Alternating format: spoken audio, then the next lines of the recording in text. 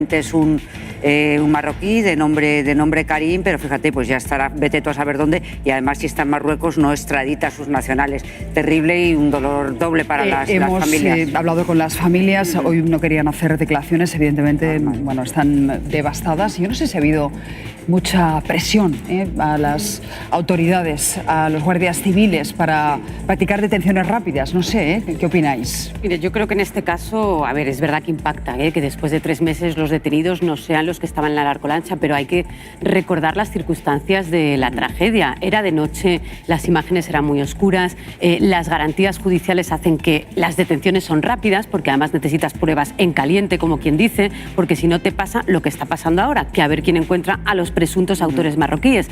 Pero la Guardia Civil, la investigación y las periciales que ha hecho, 3 meses es mucho tiempo para las familias de los muertos y para las familias también de quienes decían que no eran los suyos, ¿no?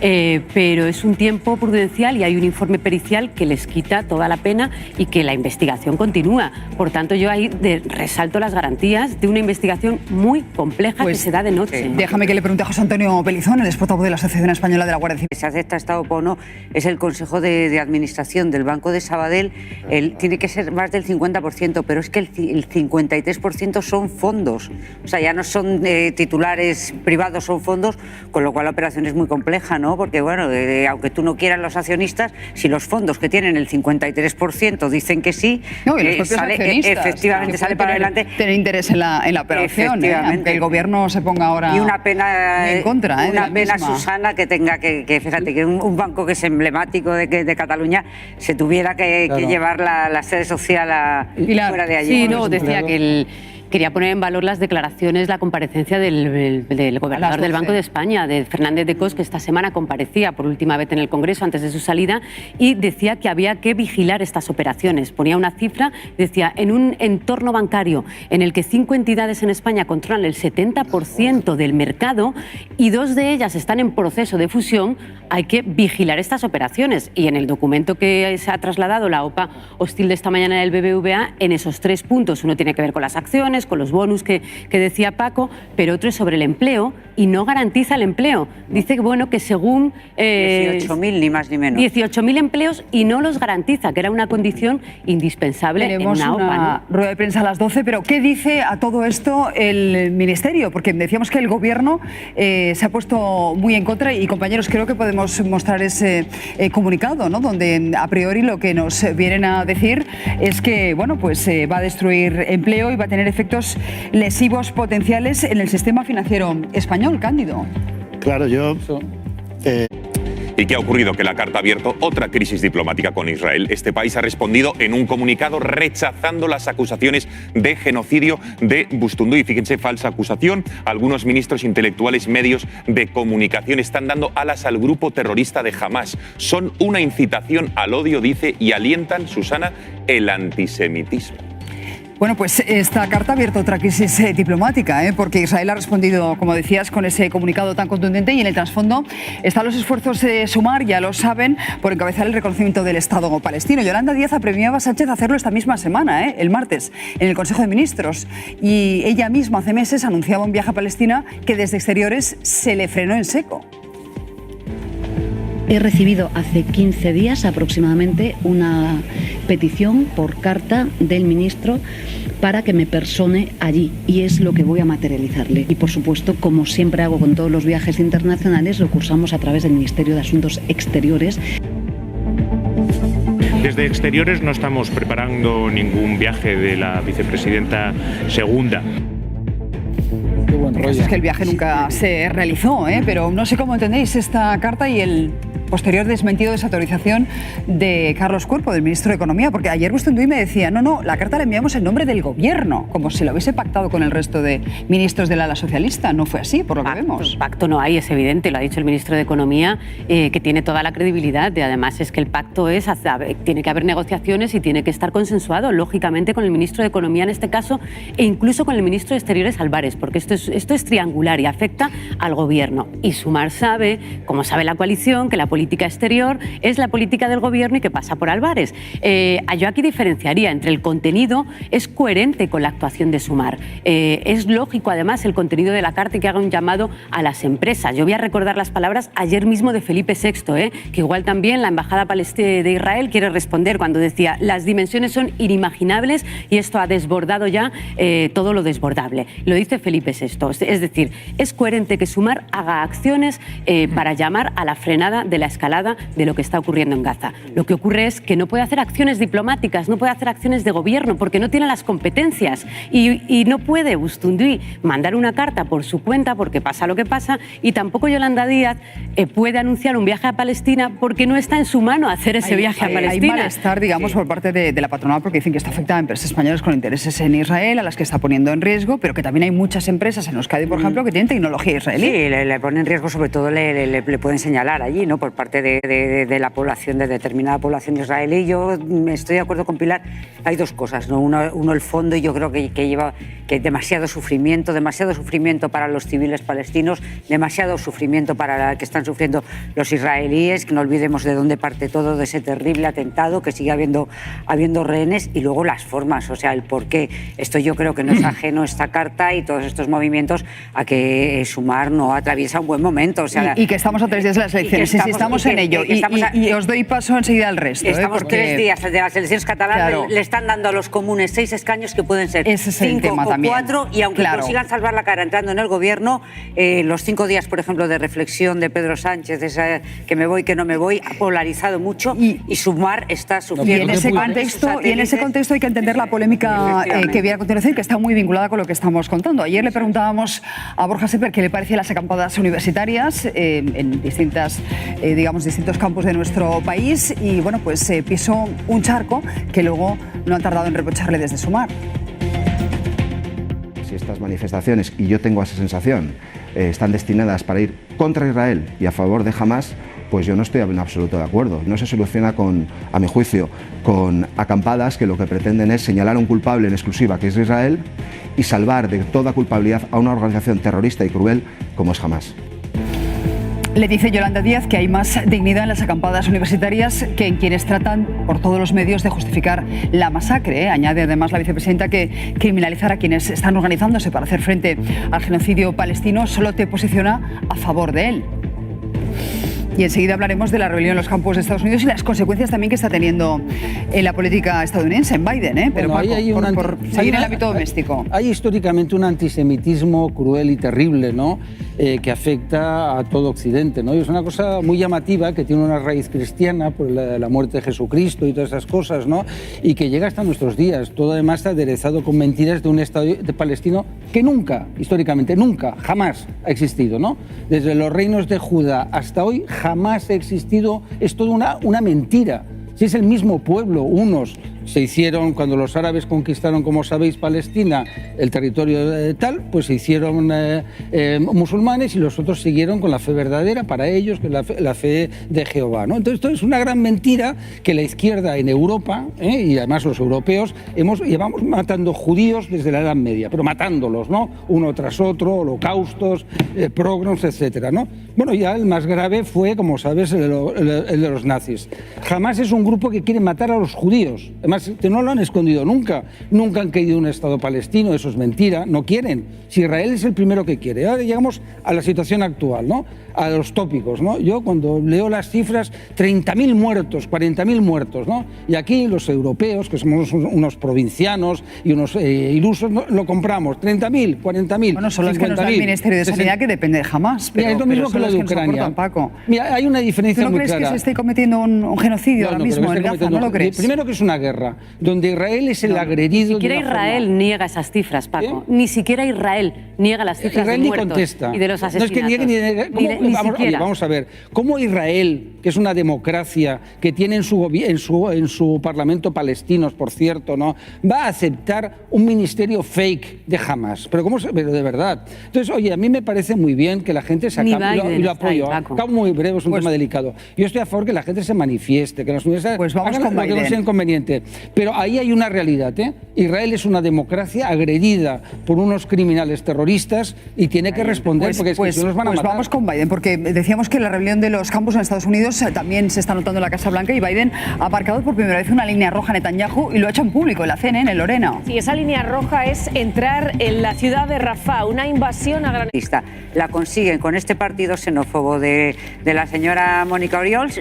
Digan que no, yo eso lo quiero ver. Yo ya... Bueno, se ha comprometido, ¿eh? Se ha molestado mucho Puigdemont porque dice que han tardado mucho en, digamos, sumarle al pacto para hacerle quedar como un xenófobo, pero que él no va a pactar con Alianza Catalana. Y lo que está reprochando Junts al PSC es que dé pábulo a Alianza Catalana, porque dicen que es un monstruo que ha crecido porque precisamente el PSC ha hablado de ellos. Estamos en campaña, yo creo que hay que cogerlo todo con pinza, y si sumaran mayoría con ellos, yo quiero ver que no... A ver, a mí el nerviosismo del Partido Popular ha pasado un poco a la radicalización del discurso del Partido Popular. Ya sorprendió cómo arrancó la campaña, recordar cuando Feijóo presentó a Dolors Montserrat como candidata a las europeas y presumió de catalana hasta la médula, triple catalana, porque tenía 2 apellidos catalanes que había que decirle, oiga, Feijóo, que su candidato se llama Fernández, que se llama Alejandro Fernández. Pero hemos pasado, ha pasado el Partido Popular de la reivindicación, no sé si se dirigía a un votante convergente puro, que tiene todos los apellidos catalanes, a esta competición con Vox y con la Alianza Catalana, que ha lanzado un mensaje muy similar, idéntico al de Oriols, un candidato también a la presidencia del gobierno, cuando dice los inmigrantes se meten en tu casa y te la ocupan. Los inmigrantes se meten en tu casa y te la ocupan, es textual. En una competición que es con Vox y con la Alianza Catalana, que no suman en las encuestas el 25% de los escaños. Y todo porque la realidad es que aunque el Partido Popular suba en escaños, si no adelanta a Vox, no tiene ningún triunfo del que presumir en Cataluña. Por tanto, la campaña al final del PP en Cataluña pasa por superar a Vox, no por la gobernabilidad catalana. Si me permite solo un segundo que... Y acabamos con mensajes xenófobos como este, xenófobos, sin matices. Si me permites, sí que es un discurso con matices, porque está hablando en todo momento de la inmigración ilegal. Que entra en tu casa y te la ocupa. Un mensaje xenófobo sin matices. Yo no veo el matiz. Inmigración ilegal. ¿Dónde está el dato? ¿Dónde está el dato en Feijóo? Tienes que leer el contexto. No, contexto no. Ilegal y te lo acabas de dar. Te lo acaba de dar el compañero. Que no es verdad que el 40% de las ocupaciones sean inmigrantes que entran en tu domicilio y asaltan tu casa. El dato que nos ha dado Gonzalo es que el 40% de las ocupaciones en España se producen en Cataluña. Y Feijóo lo que dijo, Susana, y Feijóo lo que dijo es que el inmigrante entra en tu casa a ocupártela. Bueno, ya se sabe... Y eso no tiene matices. Eso tiene matices. Ni es cierto. Ni es cierto. Lo que sí es verdad que Vox tiene un suelo. Está teniendo un suelo muy fuerte, que parecía es una pena que el PP tenga que caer en este mensaje xenófobo que ya ni Meloni lo utiliza en Italia para competir en Cataluña. Los más fervorosos defensores de Vox es Sánchez. Ya está, oye, dejemos de historias. Es decir, aquí todo es una gran mentira, la izquierda mediática quiere eso, quieren a Vox, les encanta Vox, ¿no? Y ya está. Luego, mira, el tema este de la inmigración... Pero hay que recordar que Collboni, en la campaña de las elecciones municipales, también extremó su discurso y fue muy duro con la delincuencia y con la ocupación, mira, acuérdate. Primera idea muy clarita. En los desalojos de la Bonanova. Oye, se desmarcó de Ada Colau, ¿eh? Y que Rufián habló de seguridad en Santa Coloma de Gramenet, ¿eh? Perdona, Paco, digo que Rufián habló de seguridad también. Ada Colau está acabada. Es decir, mira, al final todo este pijo progresismo de ay, qué bien la inmigración, ay, qué pijos progres somos, es maravilloso y tal, luego mételos en tu casa. A mí me hace mucha gracia. Es decir, yo no soy sospechoso. Esa es la primera versión de Le Pen, que ya ha evolucionado ya ese discurso de meter migrantes en su casa. Está llamándole penista. No, a mí yo sabes que ocurre como a mí me insultan mucho, pero como puedo responder no me importa, ¿no? Que me ataquen. Alemania, Scholz. Oye, un peligroso fascista, ultraderechista, durísimo con la inmigración, durísimo. Alemania está girando de una forma muy clara. Austria, todo el norte de Europa, etcétera. Porque la inmigración se va a cargar Europa. Es que aquí... Paco, por favor, que te lo están diciendo todos los indicadores europeos, que hace falta inmigración. Mira, yo coincido... hace falta inmigración. Coincido en que la seguridad es un tema que afecta a la socialdemocracia y a los conservadores. Y es un tema incómodo en campaña porque siempre suscita recelos. Pero una cosa es la seguridad, la inmigración, el pacto europeo, y otra cosa es caer en los mensajes que generan xenofobia, Paco, sobre que el inmigrante entra en tu casa y la ocupa, o que el inmigrante es un problema en Europa, porque no lo es. Hay de todo, ¿eh? Es decir, hay inmigrantes que son un problema, inmigrantes que son maravillosos, hay españoles de origen que son maravillosos y tal. Y ocupas en Barcelona son pijos. Es decir, la ocupación es mi barrio. Es decir, Pero Paco, yo creo que no deberíamos hablar de inmigración, deberíamos ilegal o legal, me da igual, sino de multirreincidencia. Ese es el problema, la multirreincidencia. El gobierno, mira, aquí hay una gran mentira también, que es lo que quería, si me dejáis acabar, es que no da datos. Es decir, aquí hay cosas que no se dan datos, que el gobierno, con toda la cara del mundo, ¿no? La transparencia se la pasa por el arco del triunfo y no lo da, ¿no? Es decir, oiga, ¿por qué? Porque es incómodo, porque es normal. Si tú llegas ilegalmente a un país, entras ilegalmente, ¿no? Y resulta de que no tienes medios de vida, pues es normal. Yo haría lo mismo, si es que al revés de la gente, de algunas personas lo que dicen, yo empatizo y lo entiendo. Lo único que digo es que tiene que estar organizado. Es decir, porque al final... Que Candy te quiere responder. Imagínate, Susana, que es una mujer culta, inteligente, etcétera, que acabas en un país del primer mundo que se llama Zambia. Imagínate un mundo distópico, ¿no? Que no sabes hablar el idioma, que no sabes la cultura, y al final vas con tus hijos, ¿qué haces? Pues intentarás comer.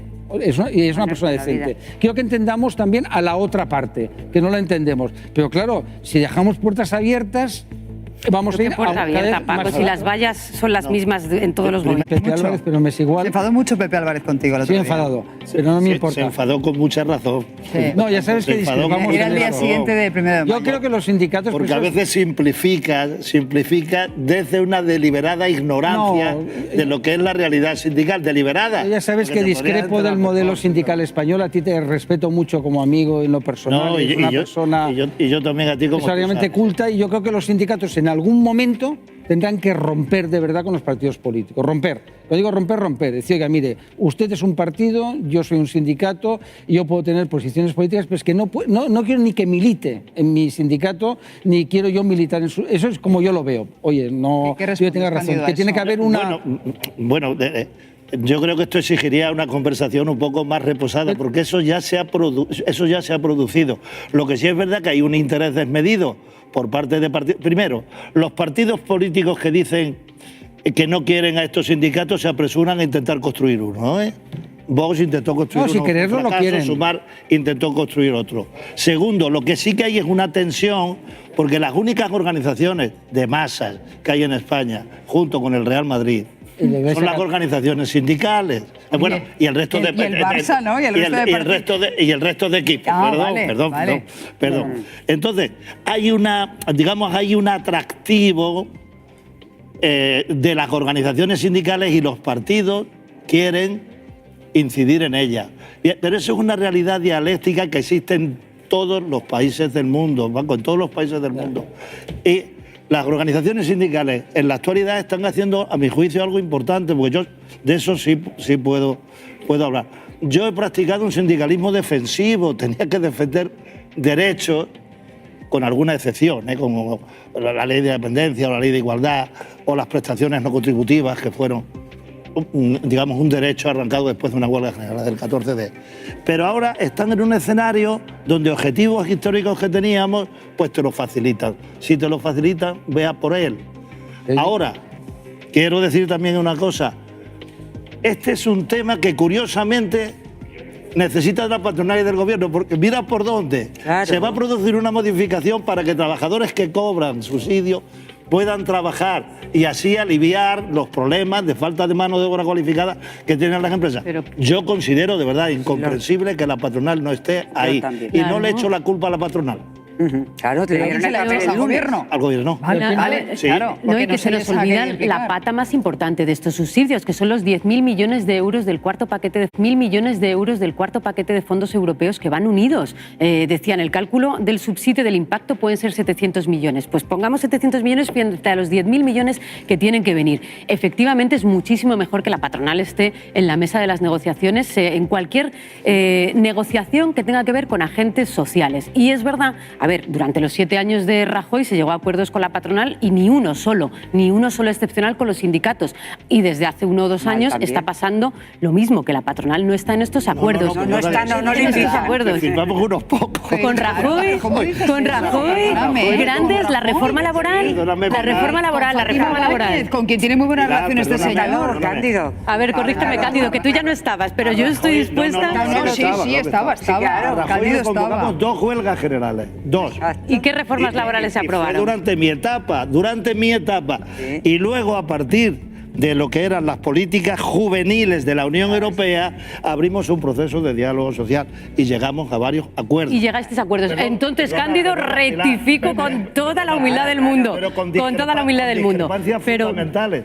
Pero luego, tras mi etapa, y déjame terminar un segundo. El gobierno de Rajoy, yo me fui en el 16. El gobierno de Rajoy siguió hasta el 18. Y yo creo que también llegaron a grandes acuerdos de reformas laborales. Perfecto, pero a lo que voy rápidamente. Esto se iba a aprobar en diciembre, se cayó en el último minuto, no estaba la patronal y es verdad que no se han utilizado estos 5 o 6 meses que se podían haber utilizado por ambas partes para haberse sentado. Porque la patronal sabía también que esto tenía que salir sí o sí, que cayó por culpa de Podemos. Lo reclamaba Europa. Yo no sé por qué los sindicatos y la izquierda mediática se pone siempre nerviosa con lo del PP, si viven de narices. Es decir, si en los gobiernos de Rajoy se forraron, en los gobiernos de Aznar, yo lo he vivido, se forraron. Es decir, es que es absurdo, ¿no? Es decir, que... Corrígele también a el Cándido. Sí, es decir... Oye, serían con la publicidad institucional. Oye, no me abras otra bronca. Venga, voy con la que tenemos en cercanías, que bastante... Está muy bien, está subiendo de tono, porque el ministro de Transportes, Óscar Puente, se defendía de las incidencias en cercanías con un ataque al metro de Madrid. Y ahora Lorena ha encontrado la horma de su zapato. Sí. Inaudito, de hecho, en el Supremo se ha encajado con perplejidad, según cuenta el Confidencial, y dicen que, se parece Néstor Fiscal casi a Puigdemont, que está actuando con la misma estrategia. El Partido Popular también ayer hizo valer su mayoría en el Senado para pedir no solo la dimisión del fiscal general del Estado, sino ya puestos de todo el gobierno. Que el Gobierno estudie el cese solicitado y, mejor aún, que aproveche para evaluar su propia idoneidad y cese el Gobierno entero, que están fiscal general y Gobierno al mismo nivel de descrédito. El primero que debe pedir la dimisión del fiscal general del Estado es Pedro Sánchez. Van sin ningún tipo de máscara ni tapujo, lo cual es de agradecer, pero es muy censurable este manoseo de todo. Y García Ortiz, el fiscal general, le responde al PP. No, en absoluto no. No veo la razón. Lo que pasó ayer en el Senado, desde mi punto de vista, claro, yo aquí soy un actor subjetivo en todo, es un error de concepción de lo que es el Ministerio Fiscal y de lo que es el fiscal general del Estado en una democracia y en España. Ellos mismos argumentan de que el fiscal general del Estado no es un actor político y que no puede ser cesado por el gobierno. Bueno, pues es que ahí tiene razón, porque dices... queja el Partido Popular de que se manosea al fiscal general, de que está politizado, pero ellos mismos piden al gobierno que lo cese, ¿no? Y con una reprobación desde el Senado que, como bien decía el fiscal general, ni siquiera se le ha llamado, no se le ha escuchado en el Senado y se ha utilizado una mayoría absoluta para reprobar al fiscal. Mira, a mí me parece absolutamente condenable cuando Míriam Nogueras utiliza la tribuna del Congreso de los Diputados para arremeter con nombres y apellidos contra jueces por sus decisiones que dice que son políticas. Y nombró a jueces, que no voy a citar ahora por no darle más bola, diciendo que responden al Partido Popular. Con la misma lógica, me parece un asalto también y una degradación que el Partido Popular en el Senado ataque con nombres y apellidos al fiscal general diciendo con estas palabras que está vendido al Partido Socialista, cuando ni siquiera el presidente del gobierno puede cesarlo, cuando la Unión Progresista de Fiscales está argumentando que es una degradación de la institución y a la autonomía de la institución, porque le puede no gustar al Partido Popular las decisiones que está tomando el fiscal general, pero llamarle vendido al poder, perdón, es que cuando se lo escuchamos a otros partidos políticos nos ofende mucho con razón. A mí no me gustan las palabras gruesas, no me gustan los términos vendido o no vendido, pero no olvidemos, y vuelvo a esa frase, que aquí quien dijo de quién depende la Fiscalía, pues eso fue el presidente del gobierno. Pero Marta, igual que la Fiscalía te lo afina, pero no podemos utilizar los grandes errores de los grandes partidos para construir estos ataques personalizados. No es un gran error. Pero depende de mí, pero no voy a eso. No voy a eso. Lo importante, más allá de lo que había pasado en el Senado, lo importante es que tenemos a un fiscal general del Estado que ni más ni menos el Tribunal Supremo le ha dado 3 varapalos, le ha desautorizado en 3 ocasiones por nombramientos, por hechos absolutamente graves, y a ver cómo acaba todo esto, no solo por esto, sino por lo que está pasando, que el Tribunal Superior de Justicia de Madrid, no hay polarización, a ti todo lo que no, Pilar, no podemos decir que todo lo que nos gusta es polarización. Algo no estará haciendo bien porque esto no ha pasado, es inédito, no ha pasado nunca. Y ojo con la denuncia admitida a trámite por el Tribunal Superior de Justicia de Madrid, porque es la filtración de datos personales y eso es delictivo. Bueno, dejo aquí la política, que les quiero contar una historia increíble.